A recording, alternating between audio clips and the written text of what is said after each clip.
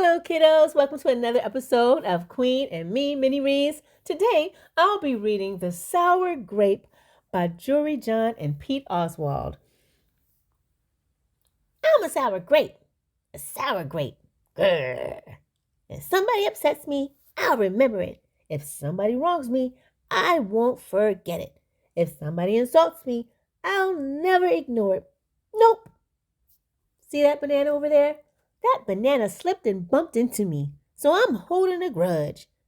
See that orange? That orange didn't call me back for a week. Urgh. See that lime?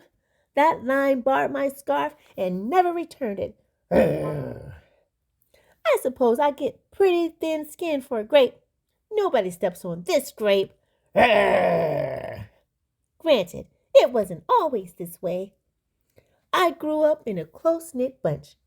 There were about 3,000 of us in our little community. We were sweet to each other. You look nice today. So do you. No, you do. We all lived on the vine. Sure, it was a bit claustrophobic, especially when we were trying to get ready in the morning. Are you done in there? Come on. But my family was right with humor, goodwill, and warmth. We did our best with what we had. Are you going to finish that? My grandparents visited on the weekends. We'd stroll in the sun, and they'd teach us what they knew. They said that it takes a bunch to raise a seed. They said that good grapes roll their own way in life.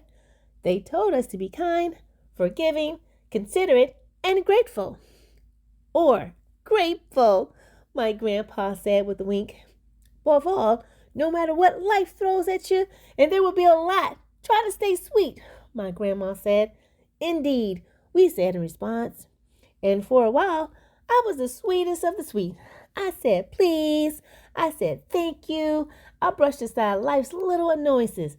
I knew how good I had it. Oops! No problem at all. But then one day, something changed in me. It was my birthday. I had rigorously and vigorously planned a big party for weeks. I'd sent out invitations with the date prominently displayed. Get this, I had a Ferris wheel, a magician, and hay rides. I had snacks upon snacks upon snacks. The highlight of the party, though, was a fireworks display, which would happen at sundown. I stood out in front and waited for folks to arrive. I had a gigantic smile on my face. I waited. Everybody was a little late. It seemed no big deal, no big whoop. So I waited. A tumbleweed rode by. A coyote howled in the distance. Oh! The sun sank behind the hills, and I waited. Nobody showed up, and I mean nobody. By the time the fireworks show started, with me as the sole spectator, I was scowling. I considered everybody I'd invited, and only one thought came to mind.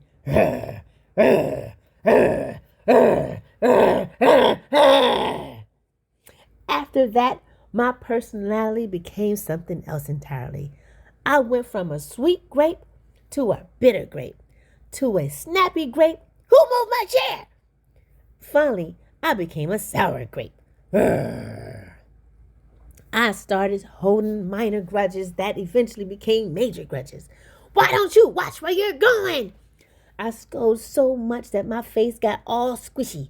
You know what? Don't even bother calling me back. I took my grumpiness out on others. Are you ever going to return that scarf? And that's just how it began. Day after day, week after week, month after month, grudge after grudge. But something happened recently that changed my thinking. I was getting ready to meet up with my friend Lenny, the only fellow I know who's as sour as I am. Lenny and I usually go to the park where we sit on a bench and rant about stuff. But just as I was heading out the door, I bumped my knee. Ugh! After I bandaged myself up, I discovered I had a flat tire. Then I missed a bus, and the next bus was late. Finally, I got off at the wrong stop. Sheesh! By the time I arrived at the park, it was getting dark. Lenny was fuming and furious, with a frown and a furrowed forehead. His face looked all squishy. We agreed to exactly 4 o'clock. You're 3 hours late. I tried to explain why I was so tardy, but Lenny wouldn't listen. He already made up his mind. He formed a huge grudge, and he wouldn't budge. I couldn't believe it. How unfair, I thought. How ridiculous, I thought. How similar to the way I would react. Lenny was pretty worked up. He was pacing back and forth, emitting occasional grumbles. His tone was tart, so I gave him a little space. Besides, it was nice out. I noticed the sky changing colors, the melodic chirping of the birds, the evening breeze, the buzz of park's insects coming alive at night. I suddenly felt grateful and peaceful and calm. Had I been missing all this simple beauty because I was too busy complaining? Meanwhile, old Lenny stormed off, muttering something about disrespect and lack of consideration. I'm pretty sure I heard him add a grrr or two. I walked home. I pulled a dusty box out from under my bed. There were old family photos inside. I spotted myself in one of the pictures. I was so sweet. I knew that little grape from the photo was still a big part of me deep down. It would just take some work to get back there again. And that was the exact moment I found the invitation I had sent out for my infamous birthday party. The one where nobody showed up. It said May 31st. But wait a minute here. My birthday was on May 21st. Alas, I told everyone to come on the wrong day. Whoop. It was all my fault. I realized nobody's perfect, not even me. So after that day, I started noticing other things too, like how remaining sour all the time is so draining. I wasted so much energy holding grudges when I could have easily cleared the air if I'd felt hurt. And yes, I still get upset from time to time, but that's okay, because now I talk and I listen and I work things out instead of just walking away. My sourness is fading. I'm letting go all my grudges, and hey, it's working. Slip-ups happen. I'm just glad you're okay. Oh, thanks. That scarf looks sublime on you. Why don't you keep it? Really? You're the best. Orange, you glad we got to catch up? I'm so grateful that we did. Sure, sometimes I still let out a little grrr when I'm frustrated, like this. Grrr. But then I move on. My face is less squishy too. Oh, and don't worry. Things are okay with me and Lenny again. Gosh, sorry I'm late. You must be furious. No big deal, my friend. You know what?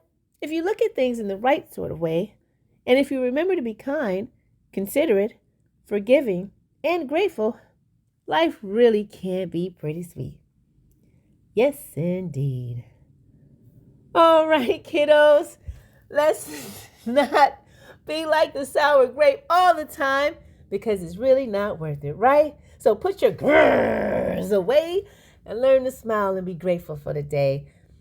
Don't forget, tell your parents I love you. See you next time on Queen and Me MiniReads. Goodbye.